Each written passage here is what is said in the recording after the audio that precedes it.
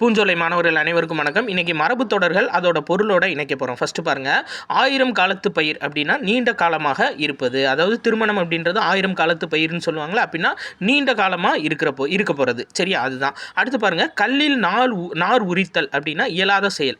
இவர்கிட்ட வேலை வாங்குறதுக்கு கல்லில் நாரை உரிச்சு விடலாம் அப்படின்வாங்கல்ல, அப்படின்னா அவர்கிட்ட வேலை வாங்குறது ரொம்ப கஷ்டம், இயலாத செயல்னு அர்த்தம். சரிங்களா, அப்போ கல்லில் நார் உரித்தல் அப்படின்னா இயலாத செயல்.